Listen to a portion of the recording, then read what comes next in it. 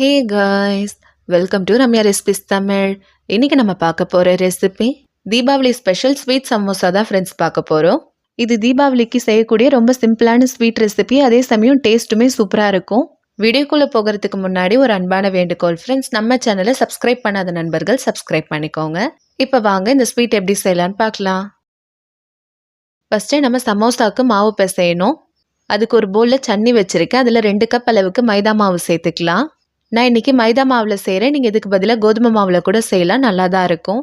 சேர்த்துட்டு இப்போ இதை சலிச்சிக்கலாம். பாருங்கள், சலிச்சாச்சு. இப்போ இது கூடவே ஒரு பிஞ்ச் பேக்கிங் சோடாவும் உப்பும் சேர்த்துக்கலாம். பேக்கிங் சோடா சேர்க்கறது ஆப்ஷனல் தான், நீங்கள் விருப்பப்பட்டால் சேர்த்துக்கோங்க. சேர்த்துட்டு இப்போ இது ஒரு வாட்டி நல்லா மிக்ஸ் பண்ணி விட்டுக்கலாம். நம்ம சேர்த்து உப்பும் பேக்கிங் சோடாவும் மாவு கூட நல்லா மிக்ஸ் ஆகி வரணும். இப்போ இது கூடவே 2 டேபிள் ஸ்பூன் அளவுக்கு நெய் சேர்த்துக்கலாம். நான் நெய் சேர்த்துருக்கேன். நீங்கள் இதுக்கு பதிலாக பட்டர் அப்படி இல்லைன்னா எண்ணெய் கூட சேர்த்துக்கலாம். பட்டர் சேர்க்குறதா இருந்தால் ஃப்ரிட்ஜிலேருந்து வெளியில் எடுத்து வச்சு நல்லா ரூம் டெம்பரேச்சர் வந்ததுக்கப்புறம் நல்லா சாஃப்டாக இருக்கிற பட்டராக சேர்த்துக்கோங்க. அப்படி இல்லைன்னா பட்டரை உருக்கிட்டு சேர்த்துக்கோங்க. அப்போ தான் நம்ம மாவு கூட சேர்த்து மிக்ஸ் பண்ணும் போது ஈஸியாக இருக்கும். சேர்த்துட்டு இப்போ இது ஒரு வாட்டி நல்லா மிக்ஸ் பண்ணி விட்டுக்கலாம். இப்போ இது கூடவே கொஞ்சம் கொஞ்சமாக தண்ணி சேர்த்து நல்லா மிக்ஸ் பண்ணிக்கலாம். தண்ணி மொத்தமாக சேர்த்துக்கூடாது, இந்த மாதிரி கொஞ்சம் கொஞ்சமாக சேர்த்து பிசைஞ்சிக்கணும். பாருங்கள், மாவு பிசைஞ்சாச்சு. நம்ம சப்பாத்தி மாவுக்கெல்லாம் மாவு பிசைவோம்ல, அந்த மாதிரி நல்லா கல் போல் பிசைஞ்சிருக்கணும்.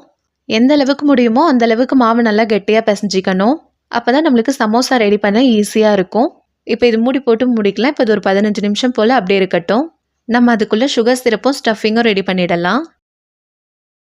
இப்போ சுகர் சிரப் ரெடி பண்ணுறதுக்கு ஒரு பாத்திரத்தில் 1.5 கப் அளவுக்கு சுகர் சேர்த்துக்கலாம். அது கூடவே இப்போ 1 கப் அளவுக்கு தண்ணி சேர்த்துக்கலாம். சேர்த்துட்டு இப்போ இது ஒரு வாட்டி நல்லா மிக்ஸ் பண்ணி விட்டுக்கலாம். இப்போ சுகர் நல்லா கரைஞ்சி வரட்டும்.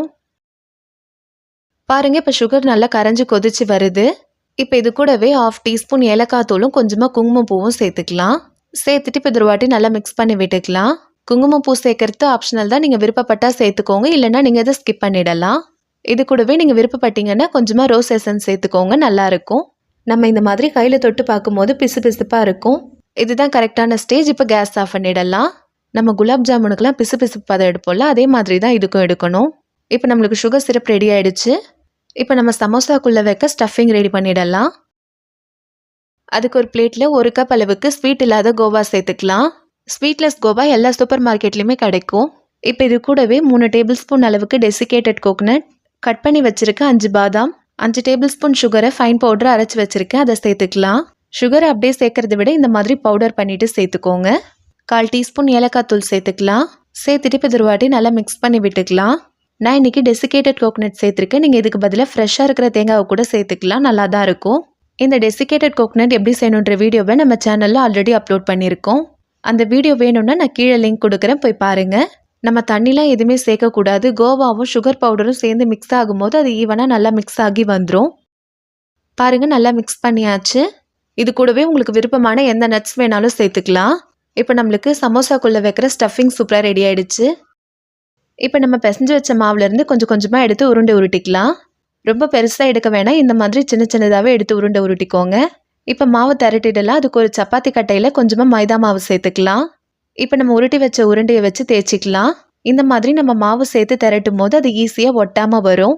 இல்லைன்னா நீங்கள் ஆயில் வச்சு கூட மாவு திரட்டிக்கலாம். ரவுண்டாக தேய்க்கக்கூடாது, இந்த மாதிரி நீல வாக்கில் தான் தேய்க்கணும். பாருங்கள், மாவு திரட்டியாச்சு. இப்போ இதை இந்த மாதிரி 2ஆக கட் பண்ணிக்கலாம். இப்போ இதே மாதிரி மீதி இருக்கிற மாவையும் திரட்டிட்டு 2ஆக கட் பண்ணி எடுத்து வச்சுக்கலாம். நம்ம மொத்தமாக இந்த மாதிரி திரட்டி கட் பண்ணி வச்சுட்டோம்னா நம்ம சமோசா ரெடி பண்ணுறதுக்கு ஈஸியாக இருக்கும். இப்போ இந்த மாதிரி சமோசா ஷீட்டில் ஓரங்களில் கொஞ்சமாக தண்ணி அப்ளை பண்ணிக்கலாம். இந்த மாதிரி நம்ம தண்ணி அப்ளை பண்ணிவிட்டு 2 சைடையும் க்ளோஸ் பண்ணிக்கலாம். க்ளோஸ் பண்ணிவிட்டு இந்த மாதிரி நல்லா ப்ரெஸ் பண்ணி விட்டுக்கணும். இந்த மாதிரி நம்ம ப்ரெஸ் பண்ணதும் கையில் எடுத்து பார்த்தோன்னா நம்மளுக்கு ஒரு கோன் ஷேப்பில் ரெடி ஆகிருக்கும்.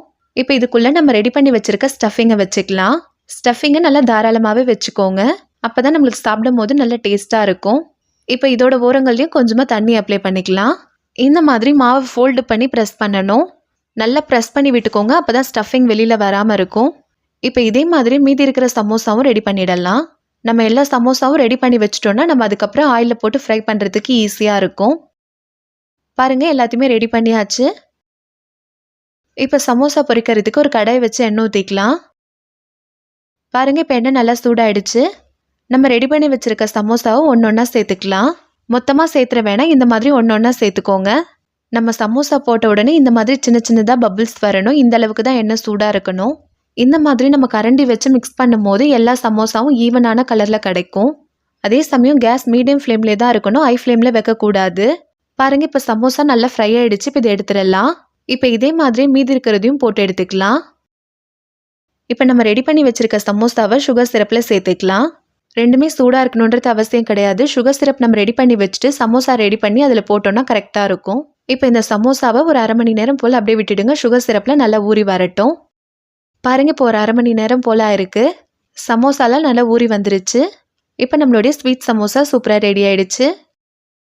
அவ்வளோதான் ஃப்ரெண்ட்ஸ், நம்மளோட ரொம்பவே சூப்பரான Deepavali special sweet samosa ready ஆயிடுச்சு. நம்ம எப்பவுமே தீபாவளிக்கு குலாப் ஜாமுன் தான் செய்வோம். ஆனால் இந்த மாதிரி டிஃப்ரெண்ட்டாக சமோசா செஞ்சு கொடுங்க. எல்லாருமே நல்லா விரும்பி சாப்பிடுவாங்க. இது மேலே கொஞ்சம் கிறிஸ்பாகவும் அதே சமயம் உள்ளே நம்ம பால்கோவா வச்சுருக்கிறதுனால நல்லா டேஸ்ட்டாக இருக்கும்.